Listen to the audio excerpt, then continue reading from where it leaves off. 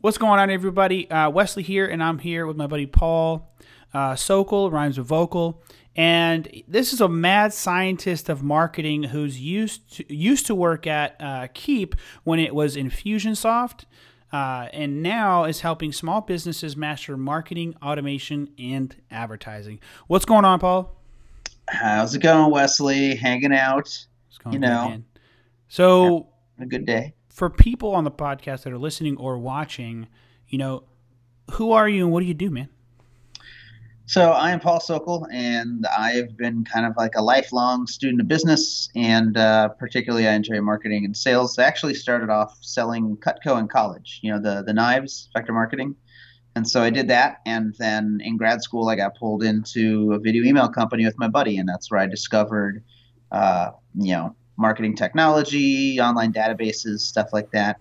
And then, as you mentioned, I worked for Infusionsoft for 5 years, and since the 2016, been out on my own, having fun and learning all the time, and helping other businesses being successful along the way. That's awesome. So we are kind of talking about business stuff like that. So as we kind of move forward, I just want to make some delineation as to like what marketing automation is, and why it's important. So can you explain what marketing automation is and why it's important? Yeah, so marketing automation is where you take marketing and you duplicate it at scale. And so if you have an email that you're sending to somebody, like for you, we talking about the podcast, if you were to Yeah, send an yeah. email that says, "Hey, we're looking for a podcast guest. We think you might be good for it." Marketing is sending that email. Marketing automation is sending 1,000 of those emails. Mm, And so you're getting these relationships at scale. So you can do automation not just for marketing. If you think about it, you can do sales automation. You can do automation on the delivery or the fulfillment of your services. I mean, that's super common, especially when you're buying stuff online. You buy something, you get an email, here's your receipt. That's all automated. And then you can get even deeper into that, automating other parts of the business. But yeah. um, yeah, it's just about the scale and the relationships, Got it. since we're all hyper connected anyway. Yeah, yeah, just marketing, whatever you do for certain things, it would be basically at scale for multiple amounts of, like you said, emails and stuff like that. Hmm. But actually, before we move forward, I did notice a little echo there. Do you mind grabbing some headphones? Yeah, yeah, sure, sure. Hold on. Sweet. And that's fine. I don't need to cut this out. No big deal. Was it dynamite? Boom goes the Hey, dynamite, and we're okay. back. Okay, you just went ahead and grabbed some headphones. Got to get rid of that echo there. Yeah, sorry Um, about that, y'all. it's all good. It's all good. So marketing at scale. We were talking before the show, sort of a pre-show conversation to get things amped up, and then we started going a little longer in the conversation, so we had to start recording so we could leave it on the podcast. But I mean, I have personally experienced at least the fear that some people may have when it comes to marketing at scale, because the minute you press that button, you have to have a system in place to accept those clients or deny them either way. So that term is called, qualification. You got to qualify leads is essentially what that is. And I was so afraid of pressing that button because I didn't have a system in place. And so you were talking about how you do automation, so, the automation part of it. So how do you help businesses, small businesses in particular, how do you help them build that system? So that's a super common thing, that anxiety around publishing something or sending out a broadcast or whatnot. So if anybody's listening and they've experienced that, that's super common, by the way, because yeah, if you mess up, you didn't just mess up once, you messed up 1,000 times. So Right? so it's definitely a little high risk. So the way that I help people is I approach the customer experience, because I believe that it's all about our experience, right? Right.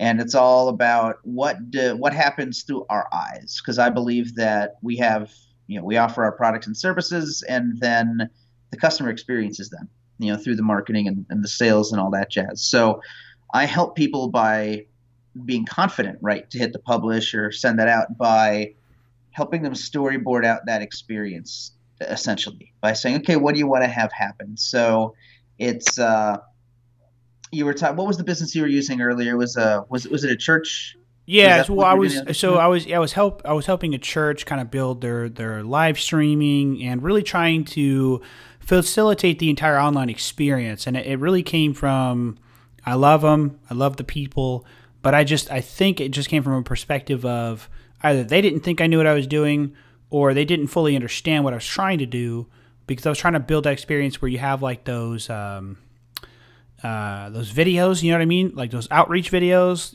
encouraging people to check out the church or to, check out the live stream, what have you. This is Hmm. pre-COVID, obviously. Yeah, yeah. And so with that, I was also trying to encourage like community events, like, food, all that kind of stuff. Just come and hang out, come check out the church. It was a brand new building, kind of helped a little bit in building that too, which is pretty cool. And Nice. so documenting that journey from, dirt to a full building, like that was interesting as well, using the drone and just kind of seeing how it all kind of came together.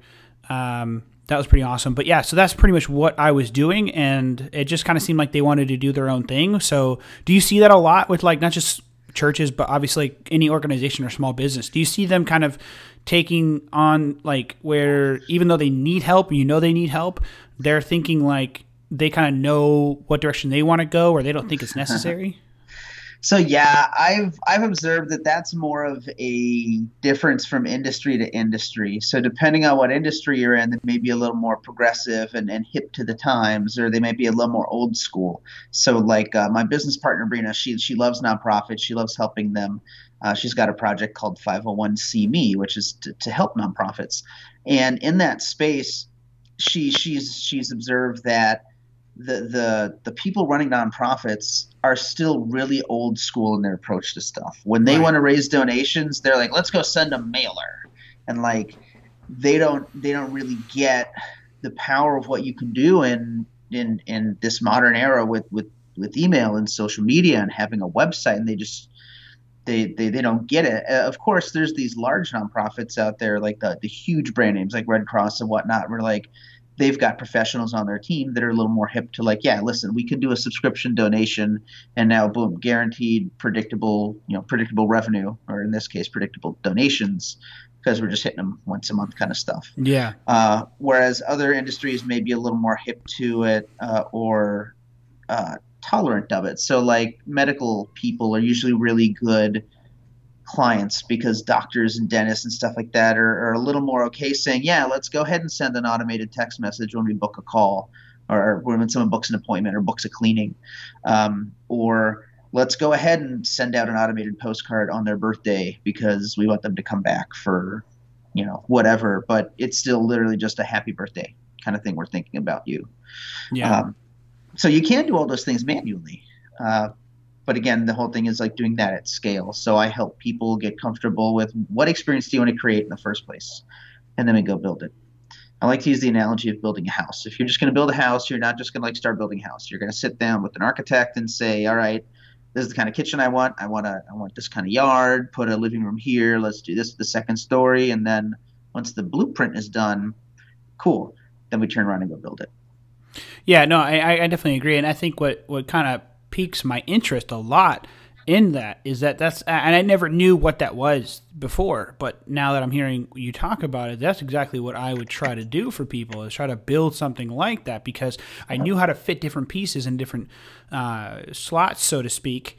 And one interesting thing that I remember learning from my journey as an entrepreneur, or trying to build a business, or just failing multiple times, is how cool it is that when you step back and design that system, and how like relieving it is to see that there are services that'll do certain things for you. But the challenge, and I'm sure you can understand this, is because they may or may not connect together. Like for example, with an extremely, and I may be wrong, but I mean that's just my perspective. Because when you have services that are digital and online, they may not have an API, and if they don't have an API, they can't integrate with, say, like and please correct me if I'm wrong at any point in time, because I don't know, but I believe it's called the CRM, right? Mm-hmm. And so you would basically connect Like say my buddy is a family friend. He owns a roofing business.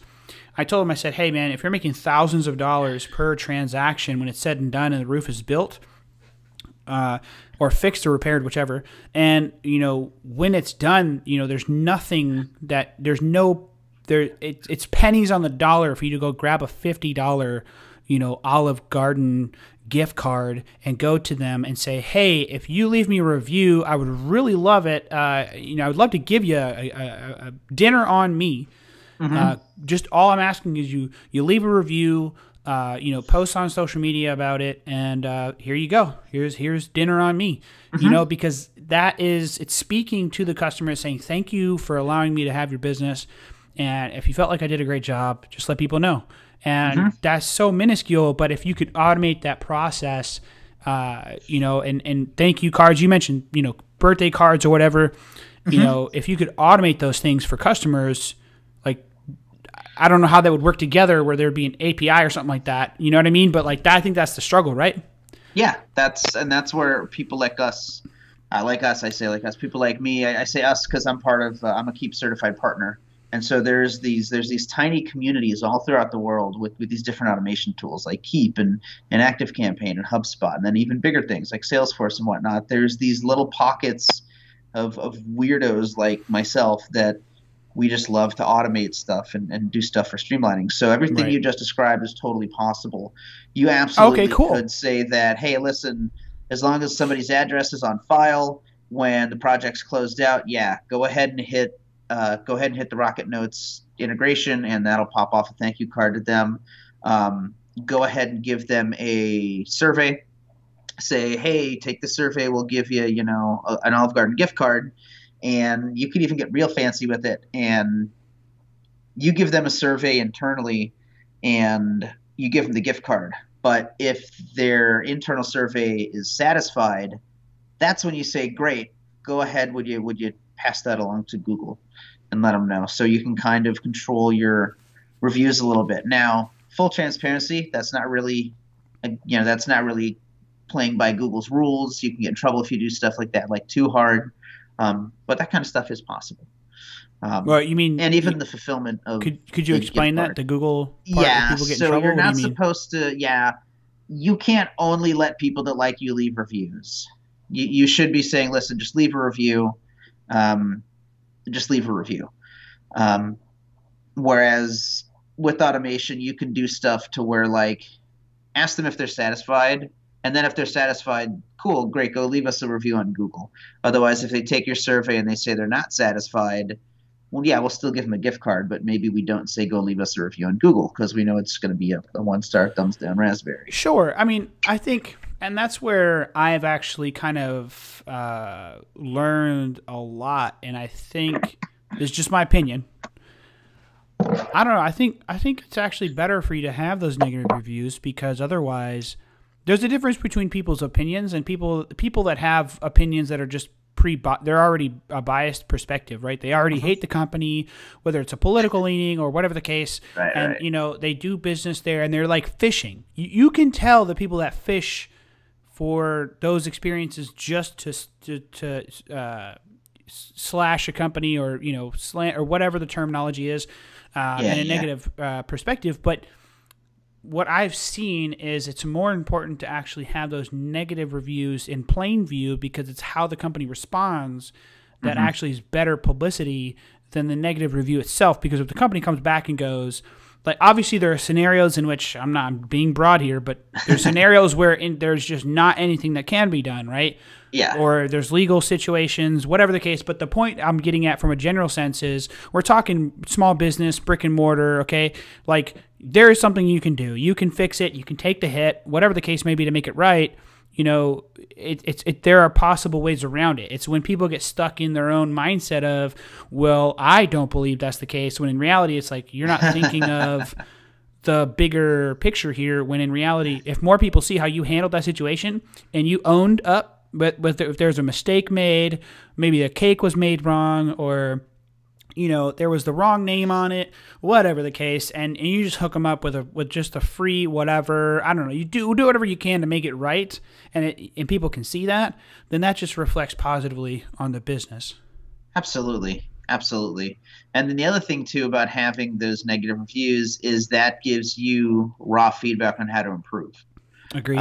So there may be something that like you missed. Like I actually I help out every once in a while ads for a local brew pub around the corner from where I live, and the very first time we did work together, we were both testing each other out. So I just got a bunch of gift certificates instead of cash, which fine, whatever. I'll go have free dinner for the rest of the year, whatever. And then one time, the food was it was just subpar. Like it wasn't how it was usually cooked. And so I let the homie know. I'm like, hey, by the way, I ordered on this day. It was kind of lame. And he's like, okay, cool. Like I need to know this feedback because like Yeah. I need to know who the head chef was that day. Make sure that they're like following the recipes and stuff like that. So it's the same idea as getting like a negative review. Like if somebody says, hey, listen, X, Y, and Z person was super rude, or like this experience was weird. You can either well, that's an opportunity to do something about it. And then you're right, based on how the business responds, that just because it's a bad experience doesn't mean you have to ruin your reputation. Again, it's all about how you handle it. Yeah, for sure. I mean, it's just customer service. The thing is like, and I hate to say this, but I'm not gonna. Well, I don't want to get too vulgar, but I'm not gonna kiss a customer's ass to the point to where it's going too far. Like because I think there's a point where customers need to. The point I was also going to bring up is like it's important that like when you're if people listening, if you had a good experience, you need to communicate that. Like I go out of my way to make sure I leave Google reviews when I have great response or great experiences, but I will go even further to make sure that they know I had a bad experience too. But people sometimes forget how important it is that when you have a good experience, you need to make that known as well. Mm-hmm. Did you know that's how they train killer whales? What? That's how they train killer whales, but by catching them doing good. Negative reinforcement doesn't work with killer whales. So you reward them when they do what they're supposed to do, but when they're not supposed to, you don't. So that's you just mean like a SeaWorld or something? Yeah. Oh, yeah, those kinds of things.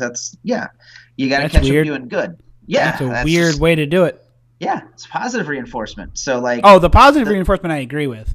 Yeah, so that's like what leaving a positive Google review or something is. You're like letting people know, listen, this is what you did right. Because you never know how that's going to change someone's life. Maybe that surfer was having a bad day, and like word gets back to them that they got a Google review. Like that'll make their day. That'll totally change somebody's day. For sure. That could make somebody possibly get like a promotion, or maybe be considered to be like a manager. Hey, the way this person handled it, cool. That might be management material. Who knows? You never know what a little bit of good thrown out in the world can do. Yeah. I mean, I've worked in retail a lot in my previous experiences, job-wise. I worked at Radio Shack and Sprint, and I mean, the one thing that I always try to do my best was just being transparent and authentic and honest, and because first off, I'm not a fan of sleazy salesmen because first off, you're a jerk. Number one, number two, I get sales are basically kind of like on the borderline, pretty much, or marketing rather is kind of on the borderline of honesty and transparency, because obviously they want to sell stuff. If they were completely honest, it'd be like, we're not the best network in the country, actually, but we're not going to tell you that. No, I mean, it's like in my experience, I would always try to sell things in a way that kind of actually solved the problem for the people that I was talking to, and I wasn't always the person that would try to outsell them on stuff they don't need.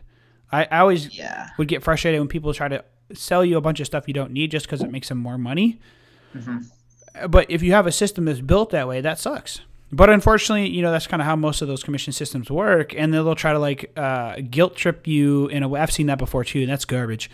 Where they guilt you into they play with your emotions to the point where you buy because you think you're like in a position where if you don't do it, you're a bad person or whatever the case. People like have emotions that kind of way where like you can play with their emotions and they're going to be like, I need this because I need to feel better. I'm like, oh my God. Yeah. That's not the cool kind of sales. That's why sales gets a bad rap, because you can do that. There's different, there's all sorts of different ways to play the game. But right.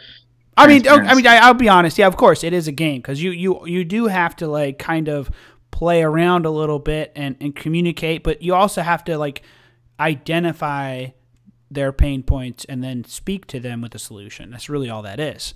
If you want to sell, yeah. Yeah. If that's what you're trying to do, then yeah. Yeah. Yeah.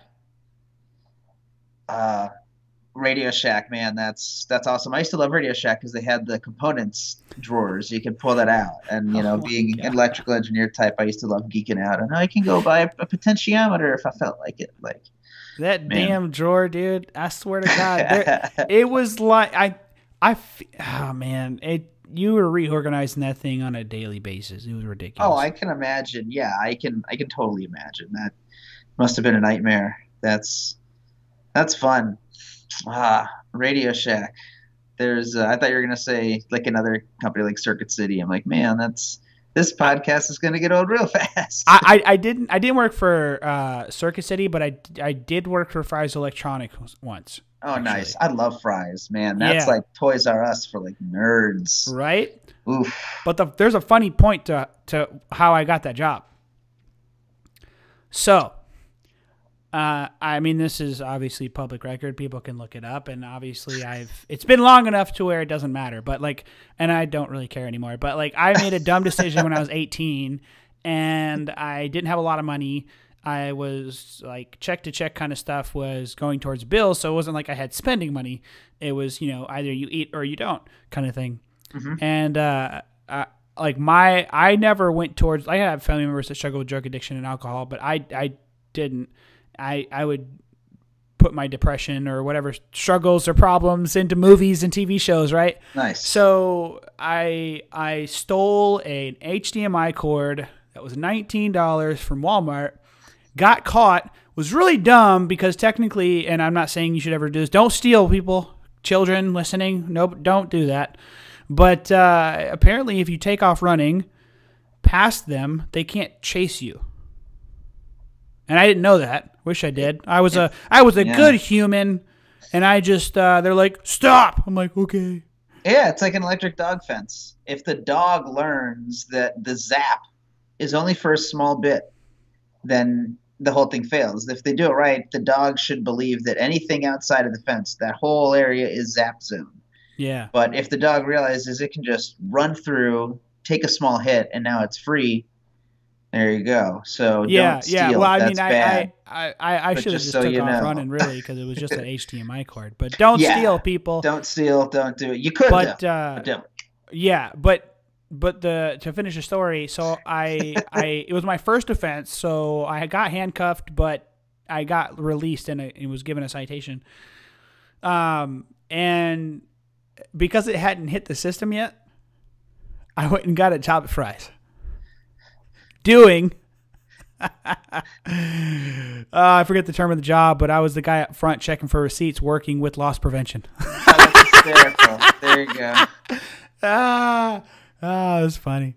It was funny because I caught a guy stealing chocolate chip cookies, and I had a lot of fun with him.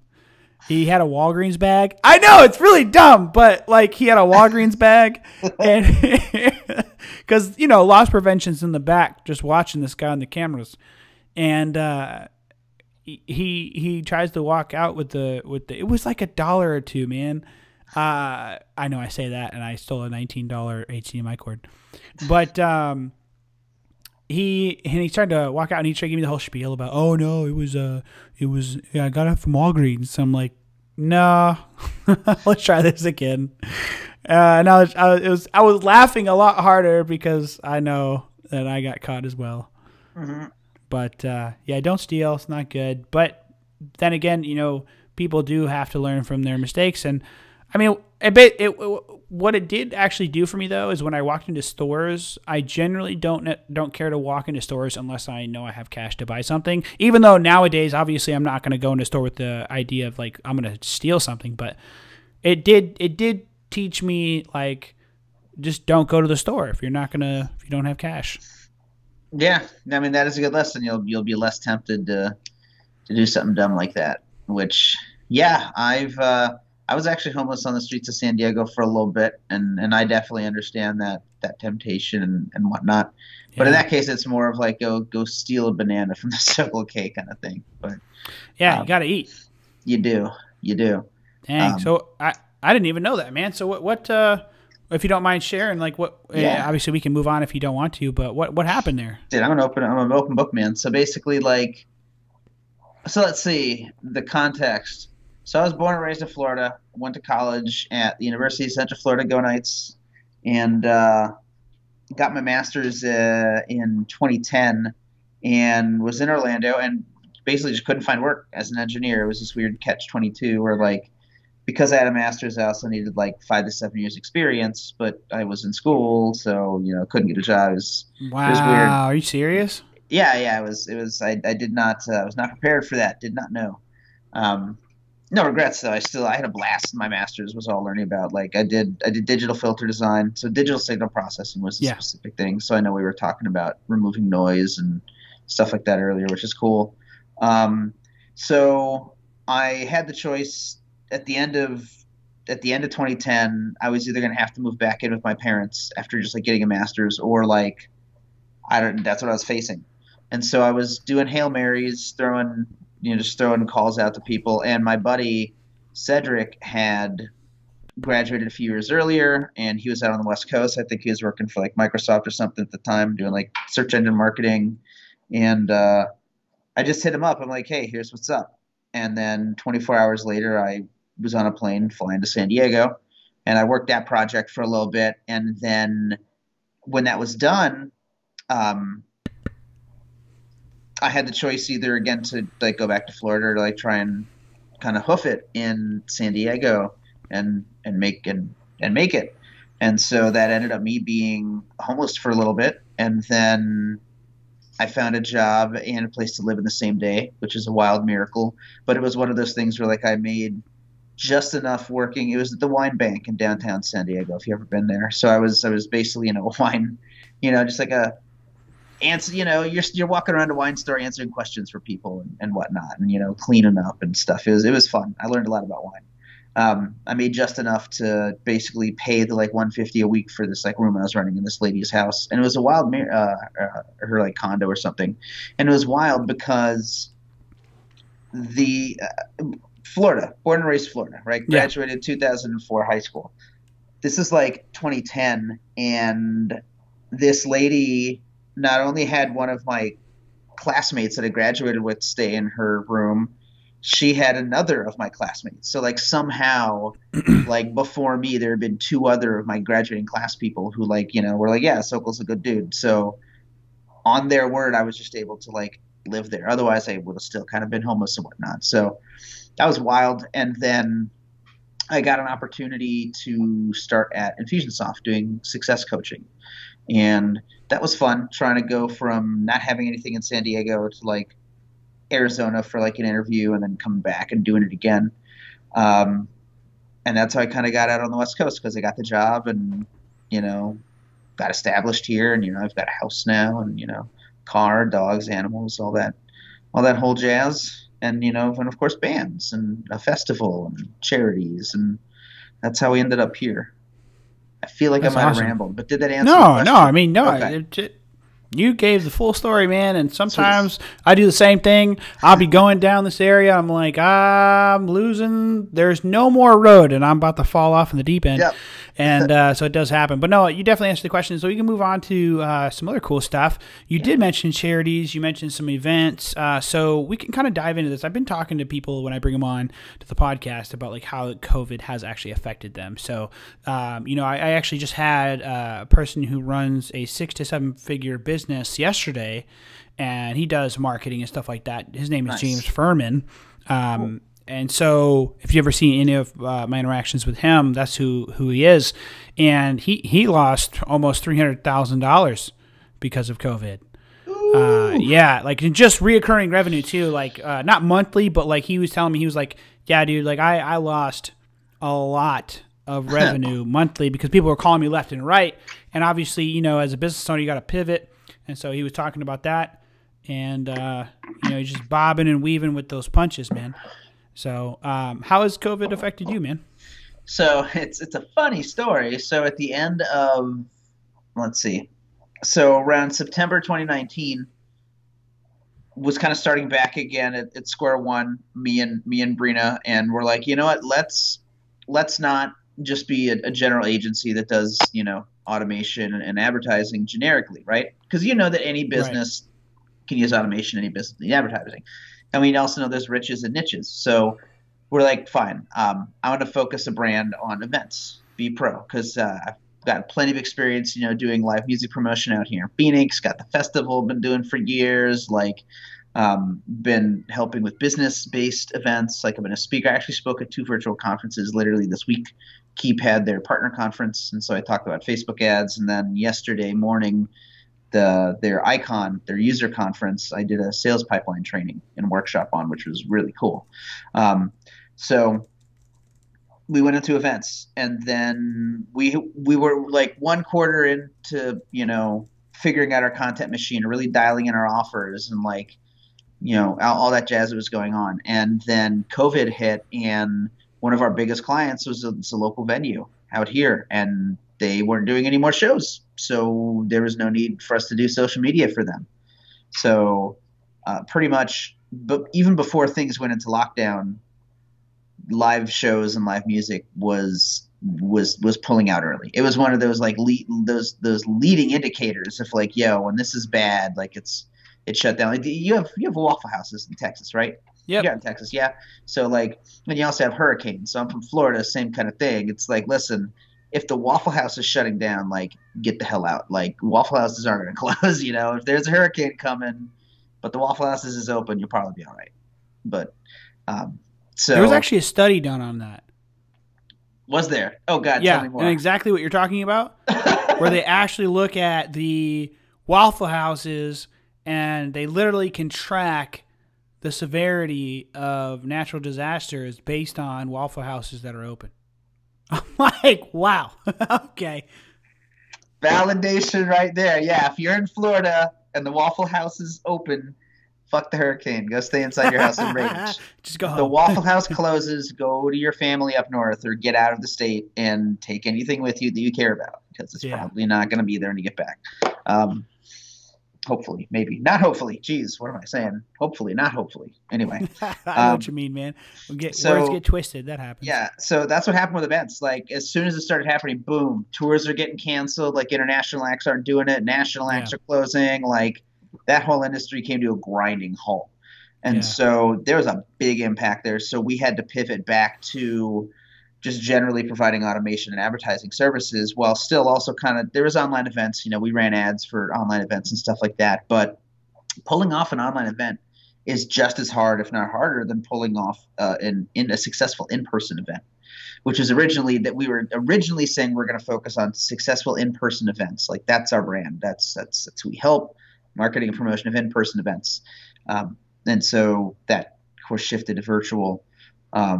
So we got hit pretty hard. I have no idea. I mean, I guarantee that we we might clear six figures this year as far as services. Um, if COVID had not hit, we absolutely would have crushed it. Like we would have had no problem making like money hand over fist this year because we were really just starting to get into like figuring out how to run events at scale and really dialing in our workflows and our processes to be repeatable. Because our stuff worked, man. If you have a live show coming up, did you know that you can schedule posts on Facebook ahead Yeah. of time? Like in Facebook directly, you don't have to have a third party tool for that. You Yeah, could Facebook. Yeah, Facebook. They had the business tool. They had the. There's actually a. I Creator forget Studio. the Creator Studio. Yeah, Yep, yeah. Creator But Studio. also in the posts themselves that people don't know, you don't need to have that, but you can use it. It's a great tool. But you can, if you're using a page, you can actually schedule that stuff directly right there. It has publish now or schedule right there in Yeah, the post. exactly. And so that was one of the things to do with shows. Is like, listen, there's a show. Make a post as soon as it's announced. Schedule one for 30 days out, 7 days out, 2 days out, the day of.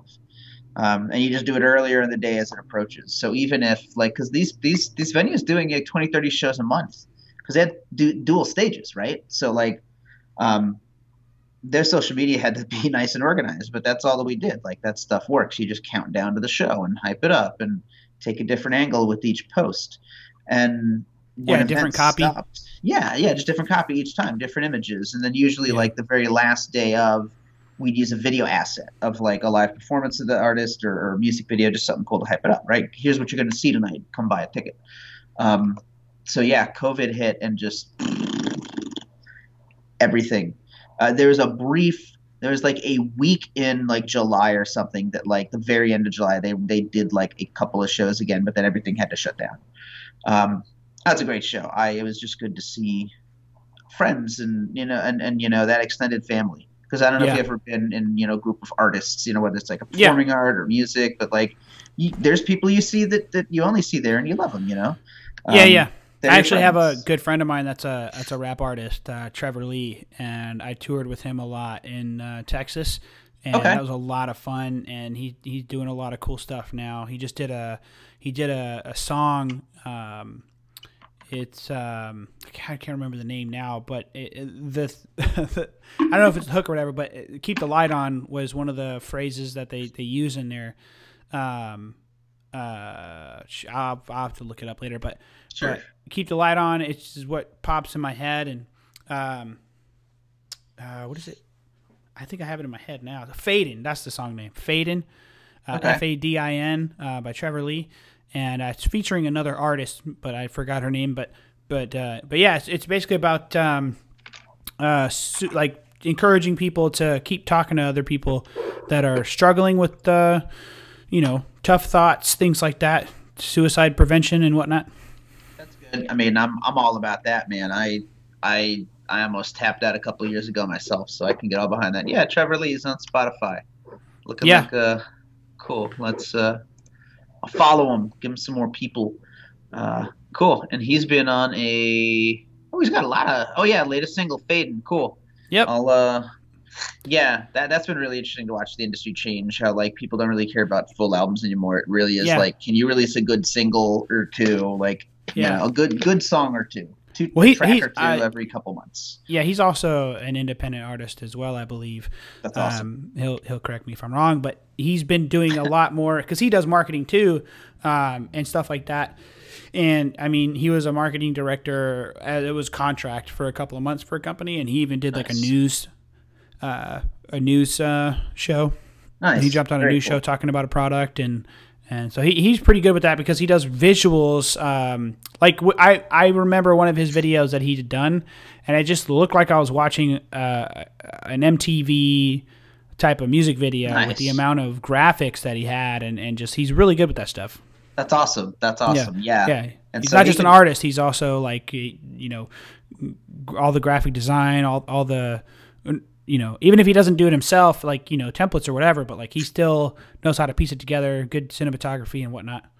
That's awesome. Yeah. There's a lot of Renaissance people out there like that where, I mean, you're one of them. You're sitting here recording, learning to do audio engineering. You're doing, I'm sure, some kind of video and graphic stuff, it's really cool. We live in a world where there's a lot of people out there that if they want to, they can do it independently.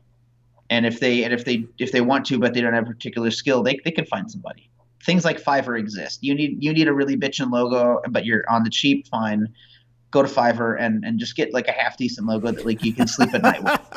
And use that for a couple of years. And then when you got a lot of money, fine, go invest in it. But actually, cool. can we dive into that real quick? So, do it. Not just the Fiverr stuff, but I really want to clear some stuff up for people because I think there needs to be more conversations around pricing and investment and stuff like that you put in different stages. And I mean, I know that the reality is Fiverr is cheap, but you also aren't going to get the best experience, I wouldn't say, depending on who you're dealing with, because there's language barriers, because the majority of people on Fiverr are in different countries. And I mean, I've went on there for logos and I've struggled, but you're going to get what you pay for, obviously. But, even if you I spent like almost $100 something on a logo for a drop shipping website I was doing. And I ended up making, in the end, I basically spent that to see what I wanted. And I didn't actually end up using the actual stuff because as the person was giving me their revisions, they weren't doing what I was telling them to do. Like they would do the first thing, but not the second and third thing that I would actually write out and draw for them and show them where I'm talking about, and they still wouldn't do it.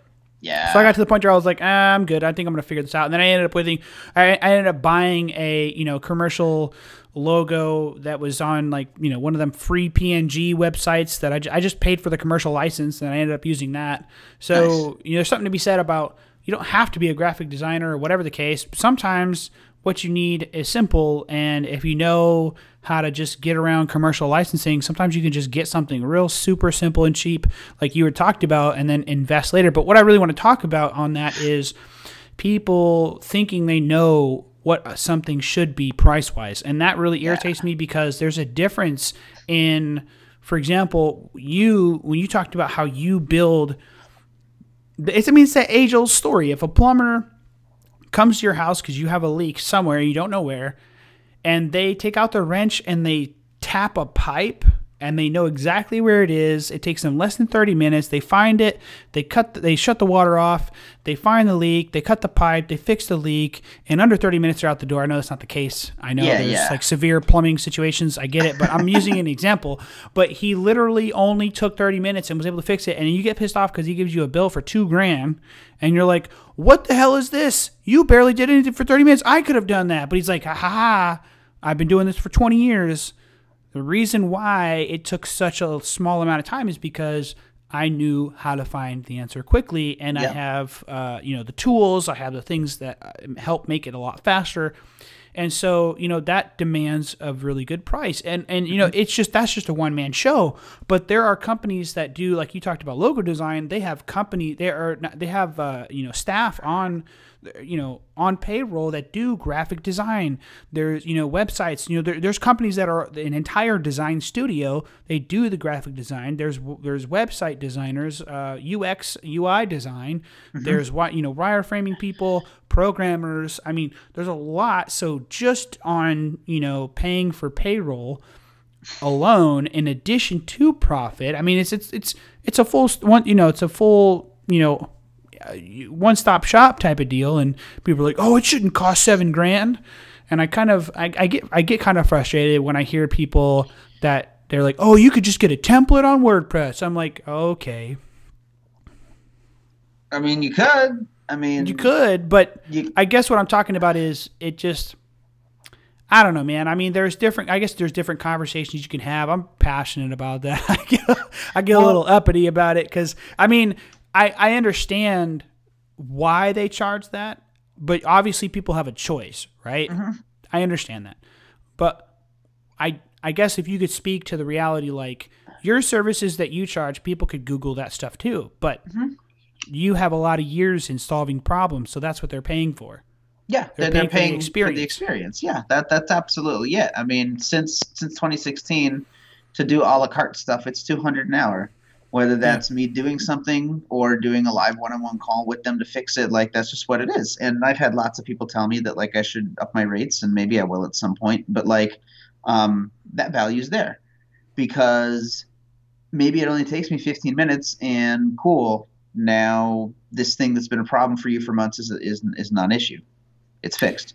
But if we can, and this is what I learned from a group that I mentioned earlier. I think it was in the pre-show conversation, is that I learned a lot from different groups, and one of them was Video Warriors, and they focused on not necessarily talking about video editing and all this cool stuff you can do and how you can do this and that, blah blah.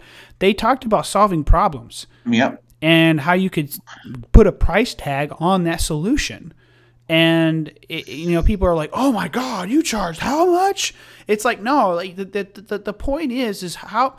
So if I solve a problem video-wise for a business owner, and I charge $5,000 or 12, let's say $12,000. I charge $12,000 for that solution. $15,000. Let's make it 15. $15,000. I just filmed the video on an iPhone. Okay, and I get you that because I knew the context enough and had experience enough to tell you that that's going to solve problems. An example I use is a friend of mine, Nick. I forget how to pronounce his last name. I'm a type of person where if I don't say it enough and have repetitiveness, I'm not gonna remember. So I don't. You have a friend named Nick. I struggle with that last name. Nick, fancy last name. I see it in my head, but I can't say it. But anyways, is Nick and I'll have to look at the rest of his partner, Mark or Marcus. Is the guy he's partnered with. But the point is, that example I gave was an example he talks about in a group where, he sat with this lady at a coffee shop, filmed that video for her. She was selling and trying to qualify people manually. And so what happened is she would spend 10, 12 hours a day doing that. That video took place of that qualification process. She put it into a webinar and had an actual like system where those a flow that brought those people that were qualified properly and wanted to come through. It worked automatically for her, and she like literally a year later he was like, "Hey, do you want to fix that video? Do you want to do a better quality one?" She's like, "Nope." It works, right? Yeah, if it works, it works. That's the thing. Like it made her thousands of dollars, and so that $12,000, $15,000 investment. That is nothing compared to the amount of money that she made. And so I do understand that, but there's a difference though. There's a difference between understanding and respecting the amount of money that it would cost. Like I was actually looking into pricing to get people to edit the podcast and give me the clips, which I eventually will do. I priced it out, realized it's not the best time for me to start that right now. And, for the current situation I'm in, but if I get a software developer role, that's going to substantially increase my ability to then turn around and actually pay for somebody and build a system or a team rather, like we talked about before the show, like having a team of people to do different things.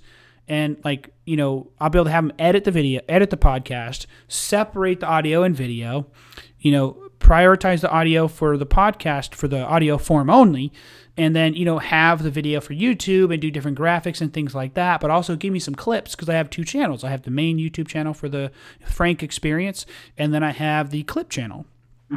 And, and so building that team though, I would do that. I would have a graphic designer and somebody that would help me book people down the road.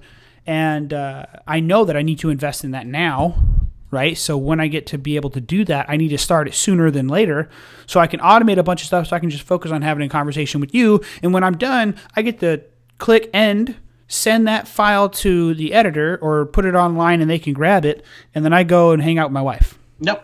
Yeah, exactly. That's where automation's super cool. And so when you have that built out and you know what you're supposed to do and you have the right people in place, you can do that assembly line kind of stuff. Yeah. So we definitely understand it. I know it's important, but that pricing though, I'm so sorry. I get super passionate about that just because like I took a lot of time learning. And of course I was like, oh, what? That price? Like why? But then when I learned where it comes from, it's not just a bullshit price.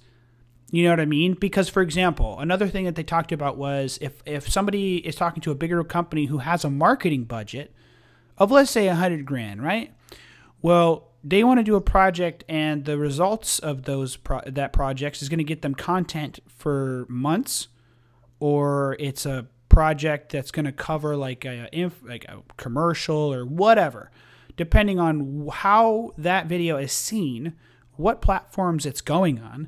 Is it going to be on TV? Is it going to go on broadcast? Is it just on social? Like, where is it going? How much is it going to be seen? Because if that is your work, then you need to have a price that charges the amount of, because it's like a risk thing too, because you put your work out there and now, it could flop.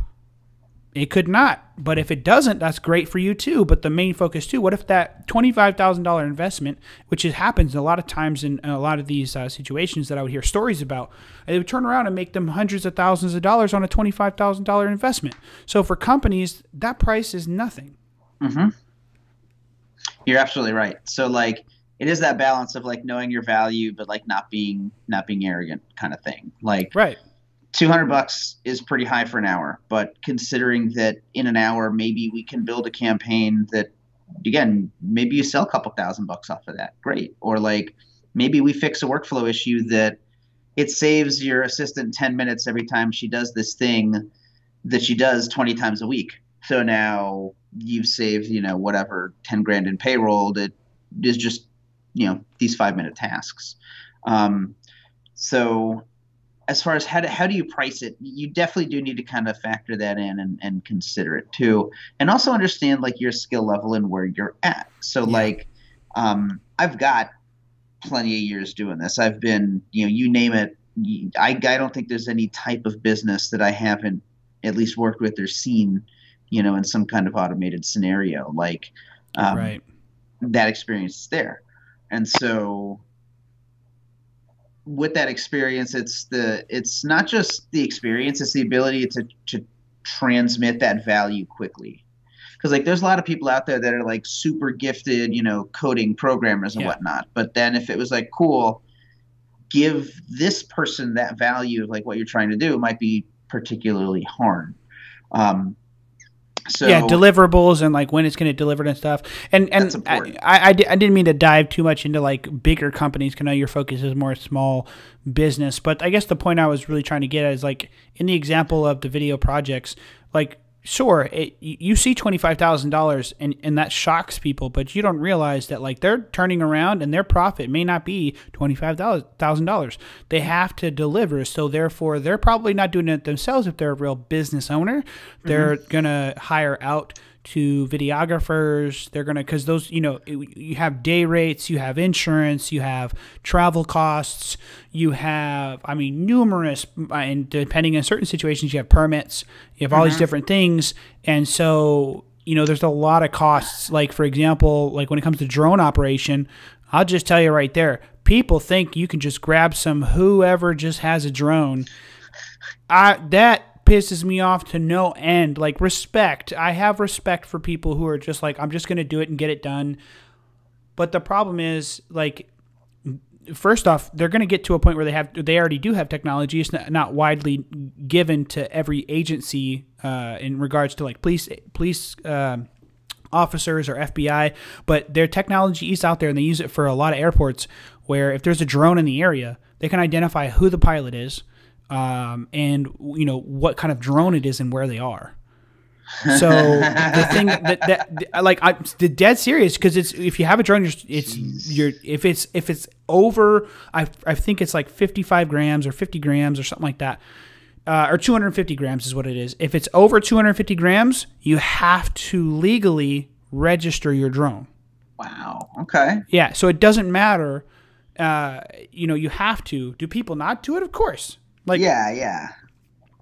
Like, if you're just going to fly that stuff at the park or whatever, sure. But that's where I personally believe that there needs to be advocated geo fences for drones, and certain amount, like 100 feet, 200 feet, whatever, because you're supposed to keep under 400 feet unless you're within a building. Like, if you're filming a building, you can actually be within 50 feet of that building. But also, if you go on top of that building or go on top of a tower, you actually can film 400 feet above that specific tower or building.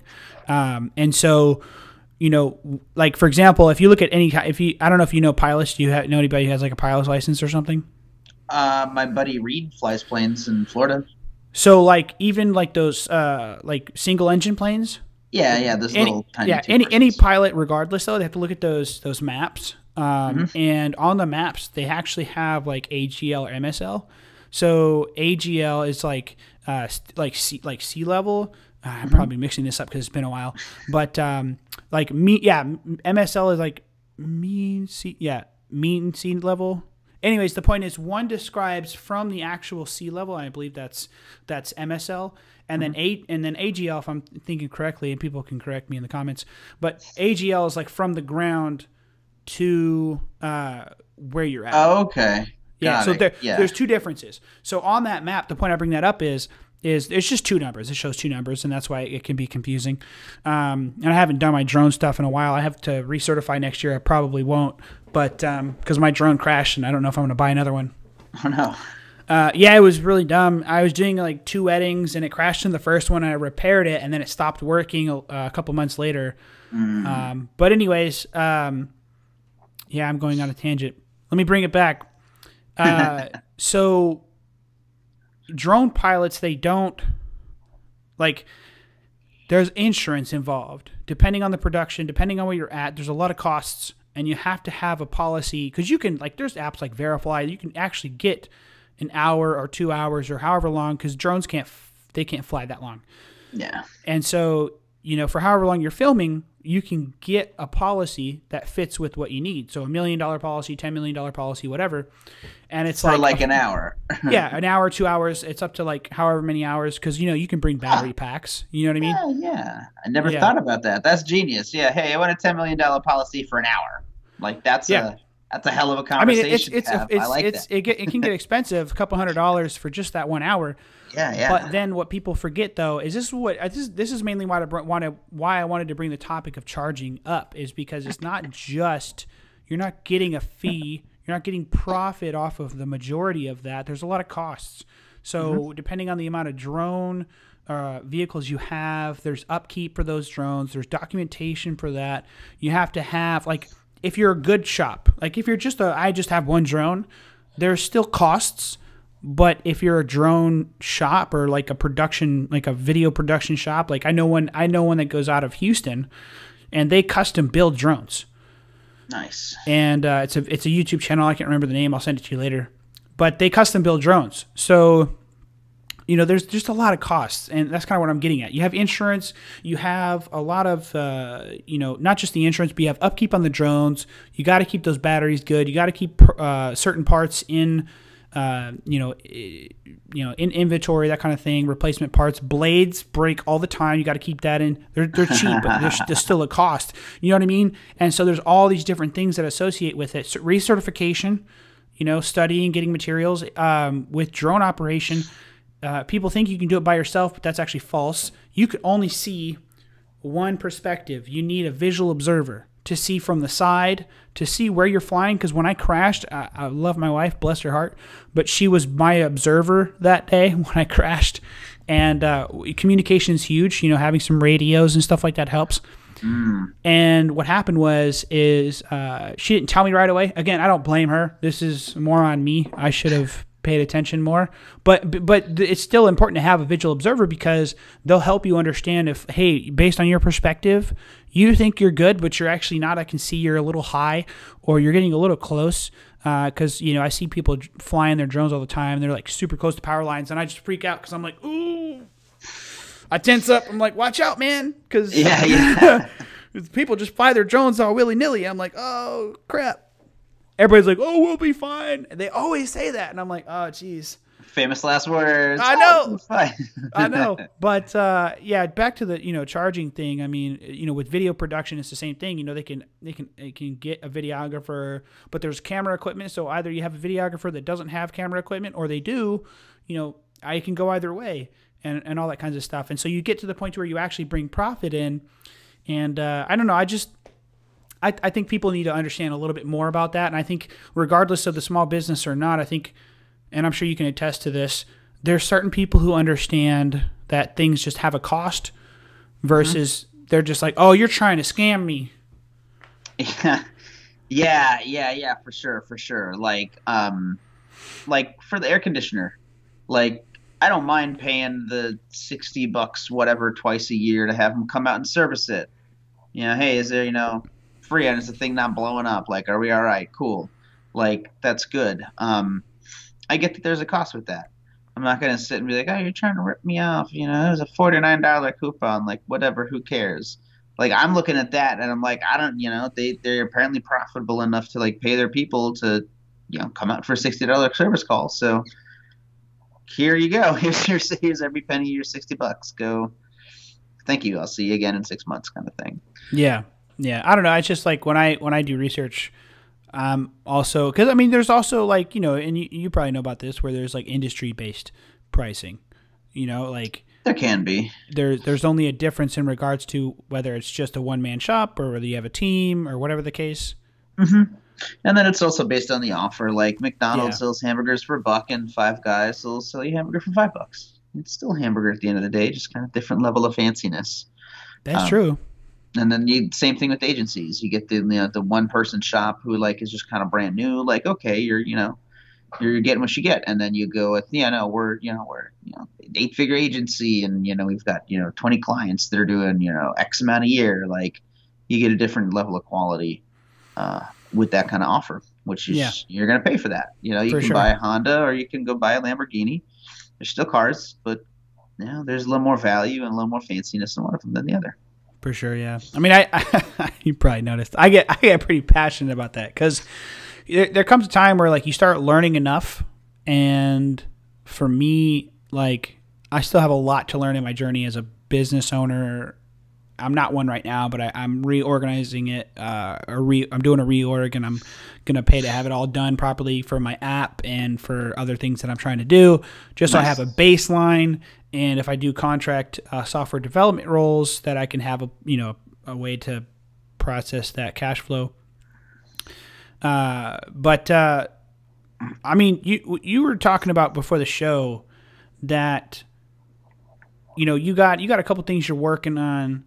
But one thing I wanted to ask you is, with marketing and small business, because you're primarily working with small businesses, why should small businesses take marketing or marketing automation seriously? Well, they need to take their marketing seriously because that's what starts it all. Marketing is everything that happens from nothing up until the point where you've got like a name and a face and a name that you can follow up with, because then the marketing journey becomes the sales journey. So if you're not actively doing marketing stuff, you can still have a sales journey. Like, I don't. You were talking earlier about saying, "Oh, we don't do any marketing." It's CPA. Yeah, that got plenty of business. Like, okay, I mean, they kind of do marketing, just not directly. It's just all word of mouth. They have people around Word of mouth, town, definitely, yeah. doing that. But they still have marketing. So taking it seriously means that you can now be more predictable in what you're trying to do. And like that's kind of one of the, especially if you're the person at the top, CEO, one of the big leaders or whatnot, even if it's like a one person company, one of your most important jobs is to be able to predict where the money is coming in and going out, and within reasonable accuracy. So when you're taking your marketing seriously, you can do stuff like that. So let's say that if marketing generates 16 leads in a month, and at the end of the day that becomes 3 sales, and like that's how it works. Okay, cool. As a CEO or somebody, if I'm taking my marketing seriously, I should be able to say, okay, cool. Well, these 16 leads, let's say they cost $10 a pop. Okay, well, if I want to double my sales, and I want to double my leads, okay, cool. I need to budget, instead of 16, instead of $160 for lead generation, I need to now budget out 320, because assuming everything else holds, if I double the amount of leads I get and the costs stay the same, I should be able to expect double the sales results. And that's just general marketing. And then the automation of that is just at scale. So that's when your team needs 2,600 leads a month to get 500 sales, because you've got 10 sales reps that are all qualifying and pitching and closing deals. Right. But even that's sales automation at that point. The marketing automation part is just getting to where like there's a lead we can talk to. So either that's happening through advertising or traditional inbound methods, or a combination of them. Also, taking marketing seriously means that you can provide a consistent experience too. Yeah. That's one thing about like Coca-Cola. Doesn't matter where you're at in the world, you crack open that bottle or that can, you're going to take that sip and bang, at least for guys like you and us, we're back in America. Yeah. Good old Coca-Cola, right?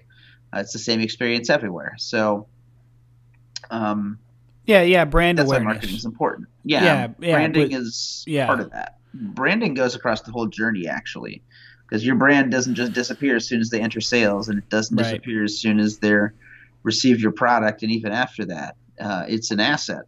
The brand, your logo, your colors, your tone, for sure, fonts, typefaces, that kind of stuff. That all is their relationship. They being the customer's relationship to you is through that brand and how it makes them feel and that emotional connection. Yeah, for sure. Yeah, I mean, the one thing that I found that works best is when brands have good social media presence and not just that, but like they have people that at least respond. Hmm. I'm not saying it's not easy. It's definitely challenging to have, to respond and be a part of the community. But I mean, and I use Gary Vee as a lot of examples just because he has a lot of content that speaks to this. But the reality is, like, what he did before he got like 1 million followers on Twitter when Twitter first started was he responded to every single person that reached out to him, and he engaged. And so that engagement, that's actually why and I'm talking about this almost every podcast, and I love it because it speaks to this. I engage with YouTubers of content that I enjoy, and I speak to them a lot because what happens is on Twitter, which I find to be a niche area for YouTubers, depending on your following, like it's weird. Like I've seen people with like millions of like followers, and they'll post something, and yeah, they'll get responses, but they won't get like tons of responses, like real engagement. Love letters where people are like pouring their heart out to you. Right. There's a guy named Roberto Blake. I don't know if you've heard of him. So he's on YouTube. You can look him up. But I follow him. He just teaches about a lot of different things, making money online and how to better your YouTube channel and actually, how to go about building a good, profitable YouTube channel. So I responded to one of his tweets. He said, "How are you doing or how are you going to the end of the summer? Like, what are you working on kind of thing?" And I responded about the Keep app that I have written, and it's in beta, and I have it out on the Android Play Store and iOS App Store. And I worked on it, but I didn't have an iOS developer. I could have figured it out myself, but it would have taken a lot more time. And plus, it was a different experience working with someone else. It would have been the first time I've ever done that. Okay. So I just tweeted it, which talks about auto-suggestion, if you ever heard of that, and speaking things into existence and stuff like that. It's not just weird, whatever some people think. Think and Grow Rich. Yeah. Napoleon Hill stuff. James Furman talked about that. Yeah, he just talked about that yesterday. Sweet. Yeah. Well, if you're listening to this and you've not read Think and Grow Rich, go read it. Go find it. It's cheap. Yeah. It's a great book. It's a classic. I gotta buy the book now. If you have read the book, if it's been more than a year since you read it last, go read it again. That's literally one of those books that there's a couple of books that like you should just reread every couple of years. Think and Grow Rich Dad Poor Dad. Rich Dad, yeah, that's another good one. How to Win Friends and Influence People is another one of those books that you should probably read once every couple of years. Yeah, have you read Robert Kiyosaki's? Technically, it's his second book, The Cash Flow Quadrant. Is that where you're talking about like employees and solopreneur, business owner, investor? Yeah, so it's ESBI. So it's employee, specialist, business owner, and investor. Investor, yep. And he talks about different mindsets and what's that. Yeah, dude. But what's an amazing segue to Cash Flow Quadrant is a book I'm reading right now called Atomic Habits by James Clear. Oh, cool. An amazing book. It talks about how to break habits down literally to 2 minutes a day. Like because you have to standardize before you can optimize. And by doing it 2 minutes a day, now it doesn't matter if it's a page. Like I actually did it this morning. I timed myself 2 minutes and I read like a page and a half. And I was like, fuck it, I'm already here. So I read a whole chapter and boom, now I'm good. Because I have like 5 chapters left in the book. And I'm like, if I do that every day, I'll be done with this book by next week. Yes. Oh my God, habits. There's a quote, there's an Aristotle quote that basically says excellence is a habit. And especially in business, but even in personal life, I've observed that, our life is literally a function of our habits. If you think about it, there's habits that we do daily. Sometimes even multiple times a day, like eating is something that you do multiple times a day. Maybe taking a shower is something you do once a day. There's habits that you do weekly that we do. Like I grocery shop. I went grocery shopping today. We're recording this on a Sunday. I grocery shop one day a week. So usually either Sundays or Fridays after work if I'm feeling a little peppy. And then I don't have to do it on Sunday. We have monthly habits, paying bills. Monthly habit. I've literally been timing myself for years, and in about 20 minutes I can pay all my bills, and I do that on the 20th when I get my second paycheck for the month, pay all the bills for the next month. Takes about 20 minutes. That's a monthly habit, and then you have quarterly habits and annual habits. So like Annually, we pay our taxes. Annually, I sweep my garage and try to clean the garage closet out. Quarterly, vacuum the stairs. Like, your entire life is a sum of your habits. And so if you look at it, I would guess that 80% of your day is just a habit, and there's not really any change in it. It's either a daily habit or weekly or something. Right. And then that 20% where you're not doing a habit and you're choosing to spend your time to do something. Like right now, like this isn't that. Like I do podcasts, I do guest appearances, but it's not like a rote habit every single time. Right. It's a distinction we call an ad hoc habit or as needed. There's still a checklist. There's still a procedure for it, but just you do it as you need to do it. Yeah. Which is also a habit in itself. It's just as needed. Fixing a flat tire, ad hoc habit. Like there's a way you fix a tire, and you don't do it until it pops. Yeah. So habit is real important. So like that's super cool that you're that habit to read every day, because all habits kind of have like that trigger and then that reward piece to it. Yeah, I mean, if you haven't read the book, it's an amazing book. Anybody that's listening or watching, I mean, Atomic Habits. What's cool about it though, it's a really good read because he goes into certain examples in different parts of time, 1900s, 1800s, nice. Now. I mean, he'll literally go into a lot of different, and it's a cool premise to the chapter. And it interests you, and then you keep reading on, but the chapter's not super long either. It's nice. Literally 10 or it's maybe 10 pages, maybe not, but it's like it's very easy to read. It's not too difficult. But what's cool about it, and it super interests me. I do this every morning. I have my wife.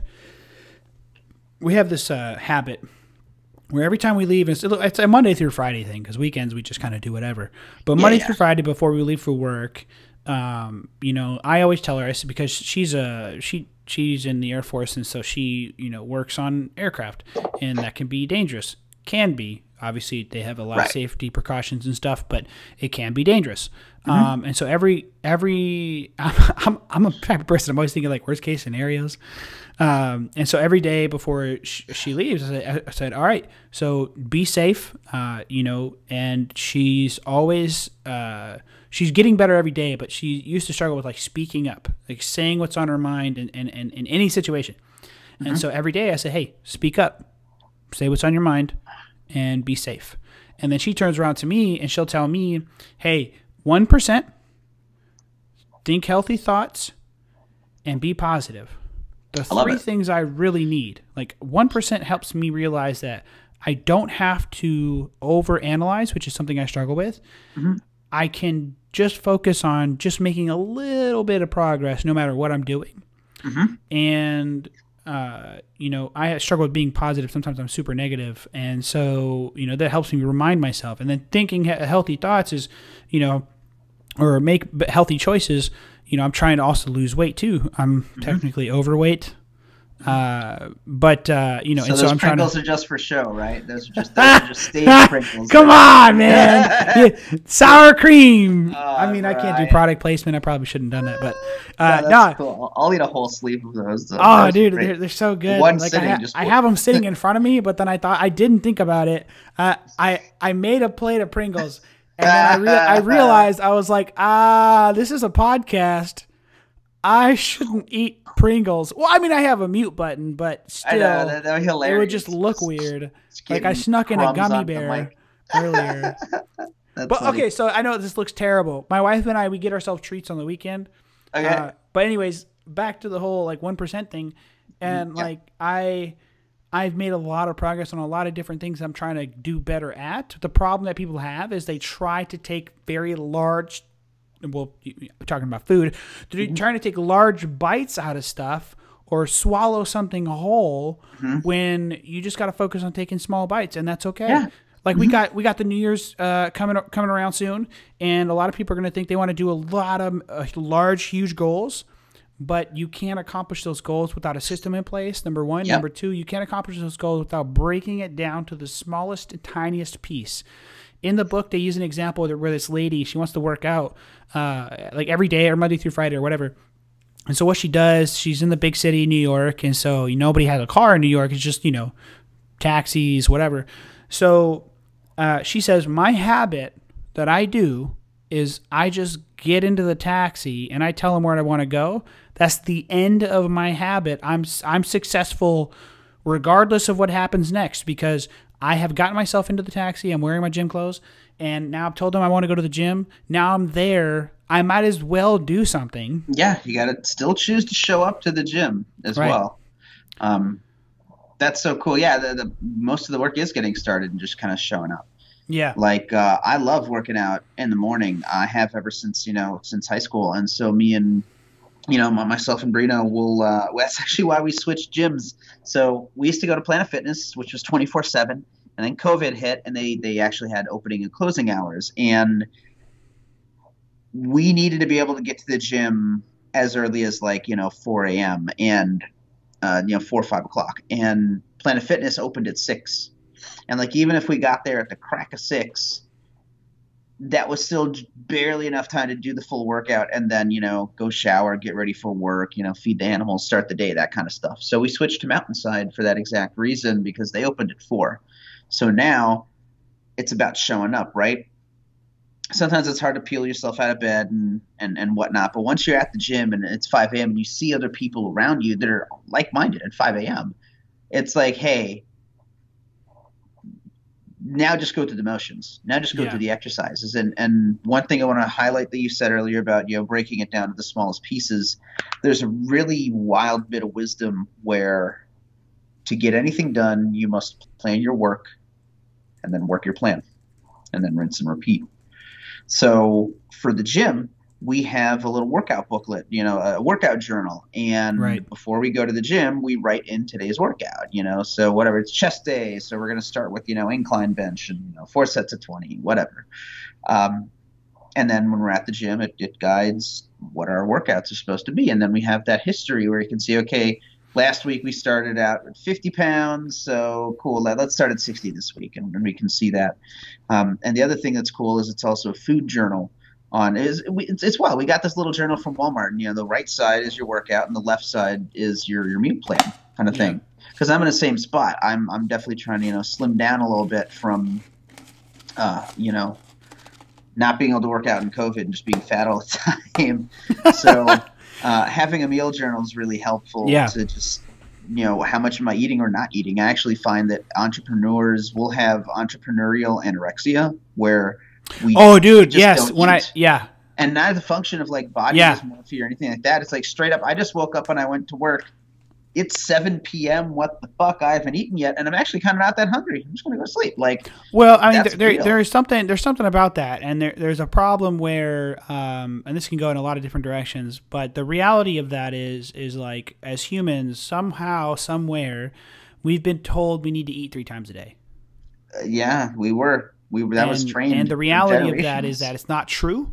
And fasting is actually something that they've done for thousands of years, since the beginning of time. Because the reality is, before established societies that had structures that allowed for you to get food at regular intervals, or a lot faster than you used to, you hunted everything you ate. So it wasn't like you had meals every single day. It was whenever you could actually get the food was when you got the food and you filled up and that was it. And so the body would store what it needed and burn it when you didn't eat. And then, it was actually, we are designed to not actually eat all the time. I've found, I'm not an expert, obviously, but this is stuff I've looked into. You can Google yourself, all right? But, fasting has actually been proven to do a lot more for your health. Believe it or not, there's been a lot of studies. There's been a lot of things that happen to people where, based on this weird thing that America has made normal with all this dairy, and I'm not shitting on you can eat whatever the hell you want. I don't care. I'm saying it's weird when you actually look at it and go, how did we have the food pyramid that we have now? How did we get to this point where sugar is where it's at? Inflammation causes more diseases than people realize. I hate to say it, but the pharmaceutical industry is not necessarily that needed. I'm not saying it doesn't help people. I'm not saying that at all. But the reality is they're thieves. Just I don't know if you know this, and this is a little personal thing for me. My grandma has diabetes, and my best friend Cody does too. The guy that created insulin, the kind that you buy to partake in for your eating and whatnot, or sorry, I'm not saying it right, but you get my point. It actually was made. The guy sold it for $1 and said, "I want this to be cheap and available." And they fucking bought the patent, and now it's like super duper expensive. It's dumb, just like the EpiPen. Like, it's really stupid. But the problem is pharmaceutical companies have gotten to a point where, then they literally said this multiple times, they're not in the business to actually make people better, because then they wouldn't have money. Yeah, they're not. They're in the business of creating customers, not necessarily creating cures. Yeah, which is kind of a weird kind of thing. And I agree with you. I think that there's a lot of disease and things that could be avoided with just like, diet and correction, things like that. Like exercise too, since we're talking about that. Exercise for sure. Too. Yeah, huge thing. Like for weight loss, something that's been really big. That's helped both of us. Do you like that? That's my text message tone. I thought, well, I should be on Do Not Disturb, so there's really only like 1 or 2 people that can. No, it's cool. It's cool. Yes. I sometimes forget. Give me one moment. I gotta pull something out of the freezer. It's gonna blow up. Hold on. Yeah, sure. All right, we're back. This guy had to grab something, most likely a soda. You had a soda or something in the freezer, right? So yeah. So there's one of those caramel apple, caramel apple cider fermented things that you see, in holidays through the freezer to cool it down real quick, and forgot to take it out before she left. So rather than have a blown up freezer, we're gonna go be humans and go fix that. It's cool. It's cool. I mean, what's really cool about this program I'm using called Ecamm is it allows me to pause when I need to and resume recording. Cool. It's pretty nice. That is cool. Oh yeah, super nice. We were talking about like weight loss and food and stuff like that. Well, just how, like, when you, and for anybody, like, you don't need to be a super expert to understand how to do this. It's just a mindset and will. And I'm saying this to myself. Really I'm not necessarily trying to be like, yeah, I'm 150 pounds and I'm bulked up and I look pretty. No, it's definitely, it's not easy. It's not just because we're talking about this and we know what we should do doesn't mean we are doing it. But I mean, it's simple to the point where you have to make choices for diet and then exercise, right? And what I found though is you can do like I said, 1%. I'm telling you, this Atomic Habits book is changing my life because it's helping me understand that I can do more than I think I can. I'm capable of more than I think I can, because you have to break it down to the smallest pieces and start there every day. So my wife and I, we literally walk around a block, take the dog out, walk every day, every morning. That's our priority. Even if she's running late, even if I'm running late, we make sure that we go on a walk because it's exercise. We get to take that time to, focus on each other. We get to talk to each other, communicate. It's really nice. And, from there, we bought a treadmill. I'm trying to work that into my habits. Cool. Yeah. I know how things are manufactured, and so when I know something's not working, it irritates me and I don't want to use it. So and this is an excuse, I know, but the treadmill, I got to find out if I can tighten the thing that holds the whatever it's called, the band or whatever they call it, I don't know what it's called, the belt. Yeah, I got to tighten it because when I run, I'm not jumping up and just like I'm not going nuts. But I'm just trying to light jog, stuff like that, and it's slipping. Like, oh yeah, do you know what I'm talking about when I say that? Like it almost feels like I'm about to trip because it stops. Yep. In mid run, and I'm like, what the hell? Yeah, that would be really annoying. Almost. Well, because I really could hurt myself, so that could be a lawsuit right there. But. And then obviously they'd probably claim, oh, it got damaged in shipping. I don't know. But I'm not that much of a dick, but I want to find a way to see if I can tighten that I have no idea how any of that works. I have no experience with that. But yeah, man, no, it's cool. It was just a general thing I was saying that I need to do, adding the excuse that I don't use the treadmill that I paid $400 for. So, but we have one. We're trying to implement it. She uses it as well, the wife. But yeah, exercise. Try to do a little bit a day. We're going to try to incorporate a little bit of strength training as well. and just try to do that. But it really starts small, super small. Like you don't need a gym; you can do it at your home, all that kind of cool Mm-hmm. stuff. And then just it's funny because if you watch Super Size Me, there's an argument to be made that no matter what you eat, it's just about how much you eat Yeah, it's about and how when. much you eat, for sure. So We've lost a lot of weight by having a rule that we, after 7 o'clock, we try to not eat. yeah, so you do And if intermittent we, fasting. yeah, don't eat after 7 o'clock. Drink water if you're thirsty, and really like try to not eat because I used to just fat out at night. Work hard all day and then cool, just relax on the couch and just eat Eat my ass food. off. Yeah. Well, then the problem with that is your belly's really full, and then you go to sleep and you kind of jack your metabolism up. So you can kind of put on weight by just eating late at night. And so by intentionally saying no, we're not going to eat after 7 o'clock or whatever, um, we're naturally just kind of losing a little bit of Right. unnatural weight here Right. and there. And then drinking water is also super helpful too. Um, I don't drink a whole lot of sodas or anything anymore. And even with like energy drinks, we've moved on to drinking the Bang energy drinks because those are actually more of like a pre-workout, which is kind of what Hmm. we use them for. They got amino acids in it and some other things other than just like a Monster. Interesting. Which don't get me wrong, I love Monster. Like I Oh was yeah, sponsored but by they Monster got in college. It's all, not all of good. them got crap in it. Yeah. They do.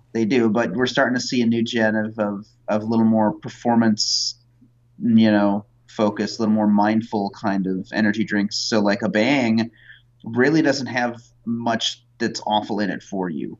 Obviously, there's the artificial sweeteners and whatnot, but like there's not like fake colors or flavors or anything like that. Yeah, my wife And is it's a super different into kind of that energy. stuff. Now, you Yeah, should check it her out because yeah it's a her great her pre-workout. dad's a chiropractor, but he focuses on nutrition, Hmm. and he used to be a bodybuilder. Dude could rip a phone book. Nice. Yeah, like oh wow, but For he's those a listening, a phone book used to be a publication where names were printed in them before the internet. right. Right. The But yeah, phone book so forever. he talks a lot about that, and that's why like they used to eat junk food too.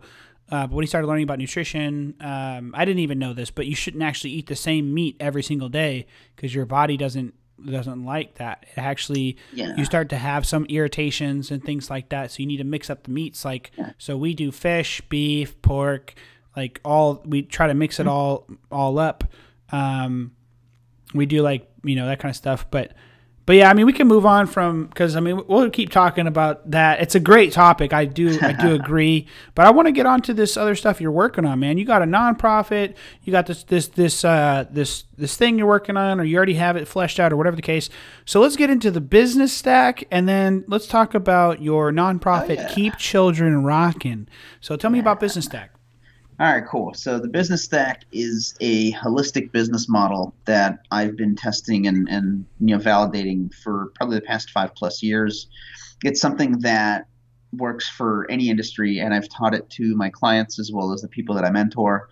And the only difference is the scale. So it doesn't matter if you're a one person hot dog vendor or Disney. You're doing stuff with the business stack. It just depends on the scale of it. And the idea is that it's all a customer experience centric approach to things. So Yeah, you're always looking at it with respect to what does the customer see. So the customer and the business stack is this idea, this model that there's 7 core functions of every business. So the customer receives your offer, so that's your products or services. And for each product or service, there's the customer journey consisting of how do you market it, the sales of it, and then the fulfillment and delivery of it.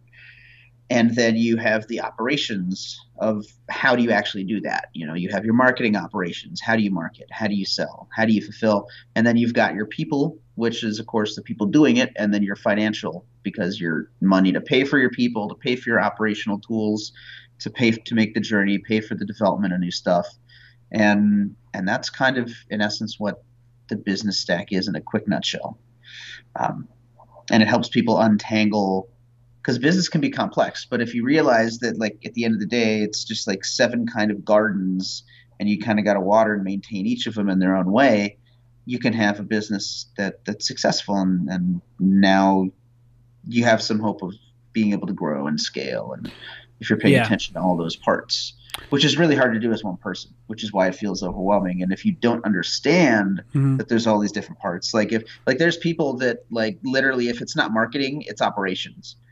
And, but really maybe it's a people systems conversation, maybe it's a financial conversation, but to them, no, that's just admin, all admin, just this blanket thing. But like there's important distinctions between the people systems of a business and like your financial systems. It's not just it's just admin.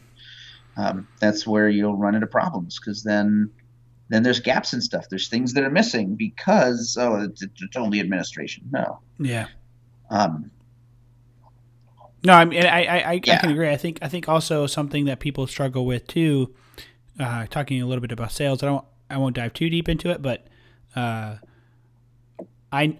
know of some people who have small businesses where like they're working in their business and their goal is to work on their business, and the only way they can make that happen is if they start training their people and focusing on getting them to do sales and like start actually changing procedures up and like shake it up a little bit, like talk about social media, talk about these things. And the problem is you'll get people that are so comfortable in the job, they're friends, you've known them for years, and now you got to change things up because you are a business owner, you're not just a friend or whatever.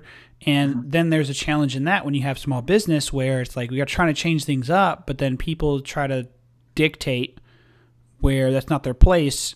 And they're trying to adjust because they're trying to build a business, they're trying to grow the business and do something different, but then the employees don't want to. So there's a whole other challenge in that as well. Yeah, setting the vision, and that's why people systems are really important, especially with small businesses. Like you really got to be clear on like why are you doing this in the first place? Right. Like what impact are you trying to make, and that's what you can help rally people behind. But then even stuff like making sure that there's so a big mistake that small businesses will make is they will build the organizational chart around the person when you actually want to do the exact opposite. You want to build your organizational chart around the function that is needed. And then you find the people to fit that function. Right, that's flipping it on its side. But I'm sure you can imagine, we're building a chart. Patty does accounting, and we build a thing around that. And John does sales, da-da-da. You can run into all sorts of problems. Whereas if you start and say, listen, there's going to need to be a financial function. These are the roles. Okay, Patty's actually doing all of these roles. Cool. All right, here's the sales function, this, and this. And then here's the marketing function, this, and this. Okay, cool. Well, John, you're doing the sales stuff, but you're actually also doing half of this marketing stuff too. So, like, let's get that figured out. And then once you have those functions, then you have the specific, the metrics or the KPIs or the OKRs, the objectives and key results. This is another way of management. Also MBO, management by objective. Basically just like objectively, how do we know someone's doing their job? Yeah. Like you go through a drive-through and there's that little timer. Is the average, are people getting through in less than 2 minutes? Okay, cool. Drive-through, at least at the surface, is doing its job. And then, of course, you can always dig into it. Like, okay, yeah, we're getting people through in 2 minutes, but we're getting a lot of complaints about food quality. Or like, people aren't getting their fries. Right. Well, I mean, that kind of goes back to the whole, like, how important it is for people to actually leave feedback, good or bad. Mm-hmm. Yeah. Yep. Yeah, you got to let people know. Like, I love Del Taco, and there's one right down the road from me. And sometimes I go there, and just it's either a super new person or, like, the experience is just trash. And I'll let them know. In fact, there's a Jack in the Box around the corner from me, and there was like 2 times in a row I went through the drive-through. It was just not professional, and like they messed up half the order. And so I actually used the little survey on the receipt. There's always a survey. Tell us how we did.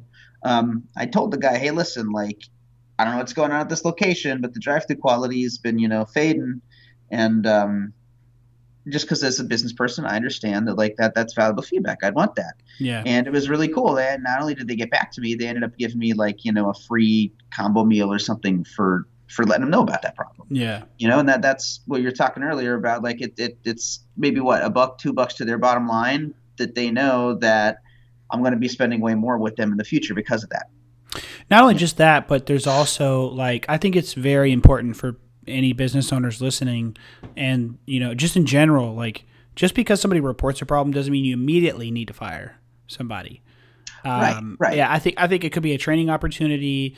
Obviously, there's a lot of situations where that may not be the case, and just firing is the only option. Mm-hmm. You know what I mean? But there's an example by Richard Branson.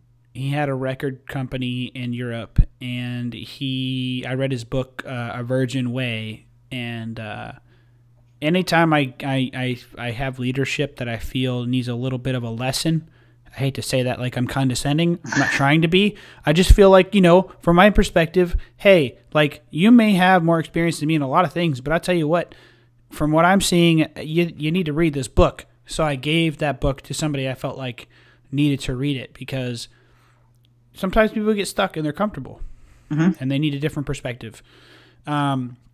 So in his example, he had an employee that was stealing from him.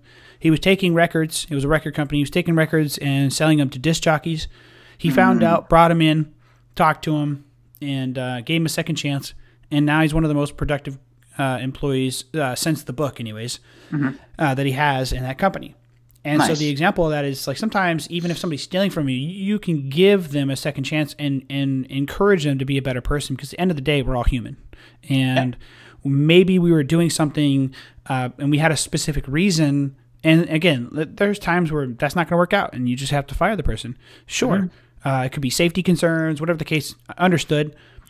But I think it's also important to understand that like people still need to pay bills. They have families, and if you can resort to not firing, and like maybe that position is not the best position for that person. Maybe they need to work somewhere else in the company. There's also that too. And so remembering that people are human beings first, and then going from there is super important from what I've learned. But I want to wrap up here, but I want to learn about two more things. I want to learn about your nonprofit, Keep Children Rockin', but we actually have a mutual friend, and I want to talk about him. His name is Dennis Hugh, and I'd love to learn how you met him. So tell me about your nonprofit, man. Yeah. So this is for are you a father? Do you have kids yet? Do you plan to anything? We plan to have kids, yes. Okay, cool. So, does a dog count? Absolutely, fur babies count. I got a dog and 4 cats. It's wild. So I guess we're probably, I'm assuming we're peers. As far as age, I'm 35. I was born in 85. 28. How old are you? Okay, yeah. So we're not bad. Yeah, not bad. We wouldn't have been hanging out in high school, but like we would have been, You'd have been that college kid that would have been giving me some brewskis, huh? No, I'm kidding. I'm kidding. I'm a Florida guy. Florida. Well, Florida guy exists because all the records are public. But yeah, I'm that typical Florida party guy. I partied in college. I college didn't party. That's what I almost said. I college did party, which sometimes is a lot more accurate. As more of a party with a colleging problem. Whole point of that in late 2014, I realized that there was actually a really big problem in the world, and if you're listening to this, you can probably relate, especially now with COVID. It's super relevant that school budgets are being slashed left and right, and what that's doing is it actually forces cornered administrators to remove programs, and usually arts is some of the first to go, in particular music, because the equipment is so costly. But the problem that I realized, though, is not that. The problem is if nobody does anything about that, in a couple of generations, at least in America, there's not going to be that musical tradition. There's not going to be any new music. It's all going to be that like engineered, pop top 40 stuff you hear on the radio and talk radio. And that's it. There's not going to be any original music. And there's going to be this like weird hole in the American cultural fabric because all countries have that musical tradition, and we're losing it. And I absolutely refused to live into that world. And so that's why I formed Keep Children Rockin', and we provide music equipment repairs and donations to local school music programs, primarily elementary and middle school programs. Nice. And that's Keep Children Rockin' without a G.org, right? Yep, it is. And the website is in the process of being redone. So depending on when you see this. If it's a little old school and goofy looking, thank you for giving me a little bit of grace. We launched that in like 2015 and haven't really ever touched it, but we're in the process of revamping it. But yeah, we're a legit 501c, with the IRS.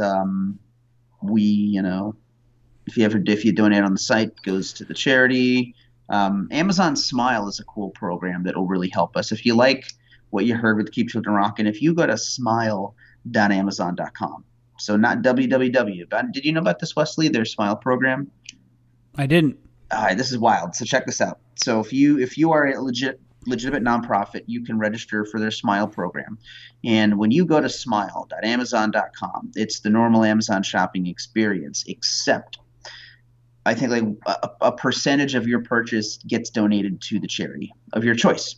Nice. And so you can choose Keep Children Rockin' as the charity to donate. So when you go on Amazon and you buy stuff like you normally would, just do it from Smile dot instead of www, and it doesn't cost you anything, and you'll be making a donation. In fact, I looked at the bank the other day, and I think we got like $6 from Amazon.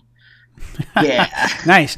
But there's an important thing works, here though. is that, no, it does work. And I think the most important thing here is that people need to know about it. Mm-hmm. So, definitely do that if you want to support kids and musicians. And it's actually close to my family's heart because my wife is she's a piano teacher. Oh, and cool. her family has been playing music all their lives. I played guitar. I'm a freestyle person. I don't read music. I literally just pick it up. I was playing electric guitar before the podcast, and Nice. I just mess around. I could get better. I like to sing too. It's just singing around the house. I suck, but it's something I like to do. But let's wrap it up, man. Tell me, so with Dennis Hugh, that guy is a good character, man. He's overall a good guy. I haven't got to hang out with him a whole ton. I've met him at a couple of events, but the first thing that I know that speaks true to this guy's heart is it's crazy when you meet people and you learn a lot about them when you don't know who they are and they don't know who you are, and they're going to just show their true colors. Mm-hmm. So I say this every time I talk about this guy because I think it's a great story. But we met literally over a chicken burrito, the Maker Space in Chandler, Arizona, which I'm sure it's probably closed down right now. Maybe not. I don't know. But I was there programming and just hanging out. I loved being in that space, this entrepreneurial space. It was kind of cool. And I was working on a programming company and trying to work on this project and had no idea what the hell I was doing. And just chatting with him because he happened to sit at the table across from me. And I can't remember how we got to chatting, but we got to chatting, and I think it's because he was wearing a Facebook sweater or something like that, I think. And I was asking him about it, how he got it or whatever. But anyways, and there was a woman that was, because people are super nice over there. They'll just bring food. And she brought chicken burritos. And so we were having a chicken burrito talking. And he called me out on a lot of stuff I needed to work on and things that I thought I knew. And from there, we just kind of, I don't know, like digitally grew our relationship. I wouldn't say we're best of friends. We haven't kept in contact because obviously he's a super busy guy. But over time, every once in a while, I reach out to him and just see how he's doing. Organically, just try to talk to him, and that's how I learned that him and I kind of struggle with the same thing, where I overanalyze, and I've learned that he does too. But he's learned ways to overcome that, and he would help me out a little bit, and so I've gotten better at that. And so, super nice guy. How did you guys meet? So we met through a mutual friend. So there's this lady, Heather Dobson, who is amazing. Hey, I know her too. You know Heather? How do you know Heather? Well, I mean, I don't like. She's Texas as hell, she and I have all never you met. Texans know each other, right? Like that's just like part of it. Well, That's how it works. like she and I have never physically met, but I added her Cool. because I had added Isaac as well. Oh, cool. Yeah, Isaac Irvine. He's a cool dude too. Yeah. Yeah. So Heather worked at Infusionsoft years and years and years ago, and she got the social program started there, way back in the day.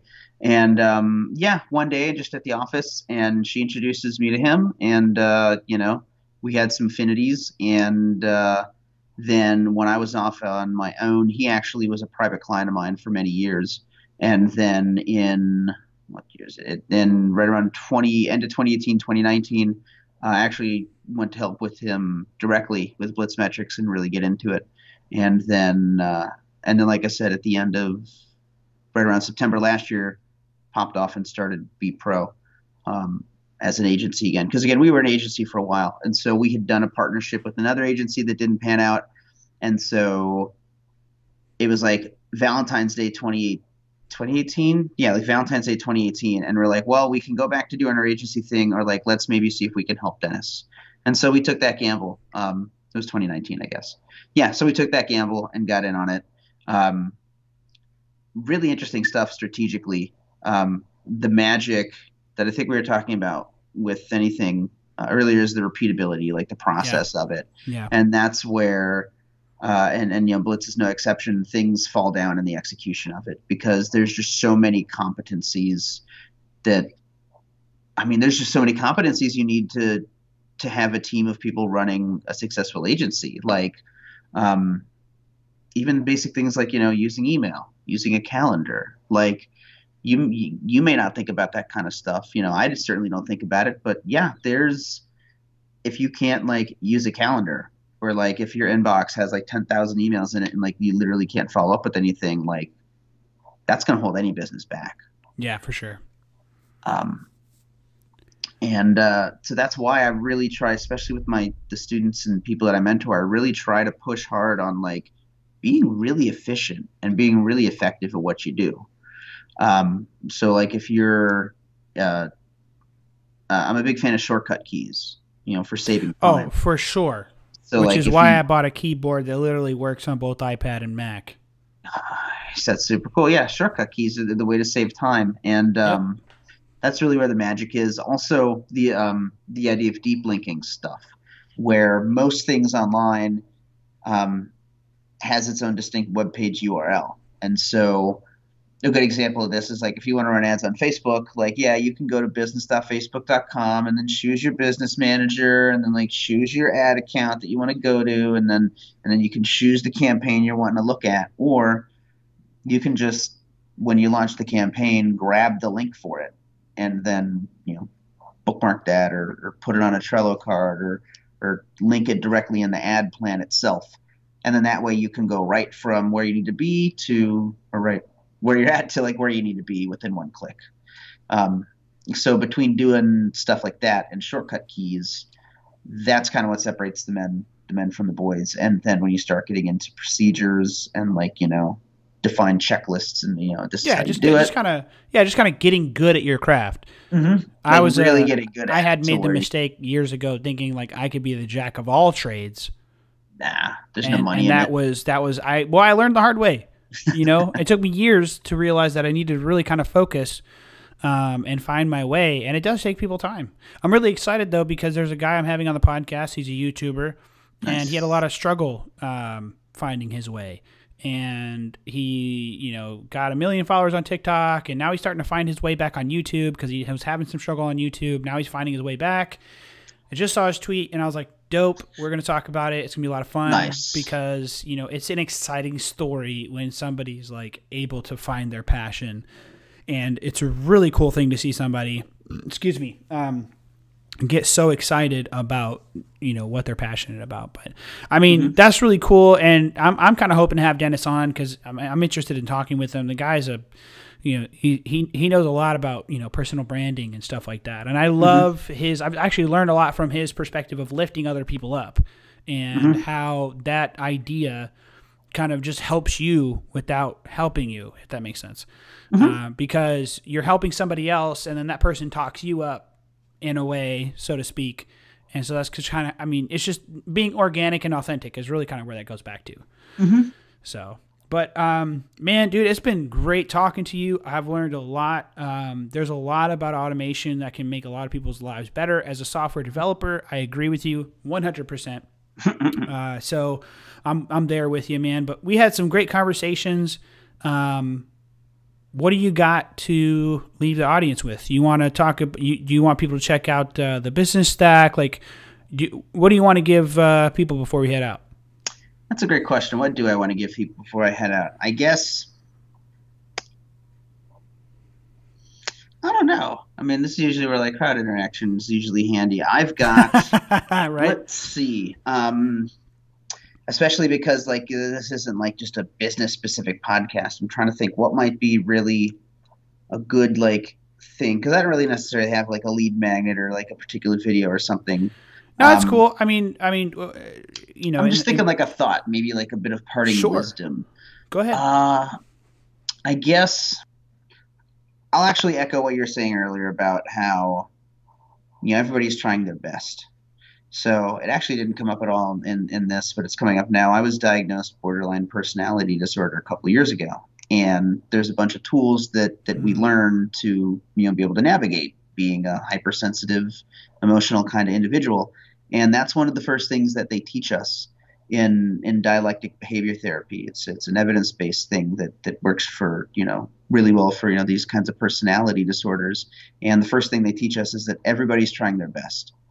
And like that's something that like we literally, awesome. as a borderline, we have to learn that and believe it because there's all sorts of wild symptoms and things that the brain does with that. But like at the end of the day, nothing can happen if you just assume the worst in people or if you just assume people or whatever. Just assume that everybody's trying their best and assume positive intent. Unless they have a history of like continuing to like fuck you over left and right and left and right. Yeah. Which, I mean, there's I have a tolerance for that. I actually kind of have a high tolerance for that, Yeah. unfortunately. So like, I've gotten better at not getting taken advantage of by people, but I mean, it still happens. You know, you see that stuff show up. Yeah. But everybody's trying their best.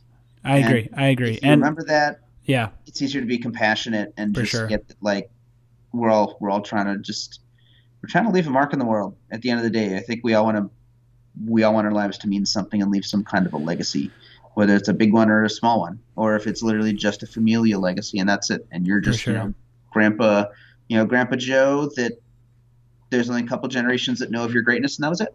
And that's okay. Yeah. I mean, you know, first I want to say thank you for bringing that up because that's just not a lot of people talk about that. I mean, I've had a lot of conversations with a lot of men on this podcast. I want to talk to more women, of course. Mm-hmm. But I think more men need to talk about their, you know, mental state, their emotional state. Like it should not be, it shouldn't be a problem to talk about it. So I thank you for bringing it up. And yeah, everybody is just doing the best that they can. Mm-hmm. And so if you start from there, you'd be surprised because the guy that did that video with the cranberry juice. Yeah, I think I saw that. Do you know why he did that? He was being grateful. He was being grateful. His car broke down, but he was being grateful and he was singing because he was in a good mood because he was grateful. He was like, "Hey, I'm good. I'm still, you know, I'm good." Because he was being grateful. Like he's changed the world. Now people like they heard that message and now he's getting reciprocation from being grateful. Just that one act, like just being 100% honest, authentic, and just truly happy and grateful, and people saw that. Mm-hmm. So, man, thank you so much. I would love to talk to you if we can bring you back on for another episode. Yeah, man, I'd love to talk to you more about that. But time to go, everybody. Y'all have a wonderful time. Have a good day, and we'll catch you next time. And just hold up for the end of the show, the post show. So y'all have a great one and have a good time.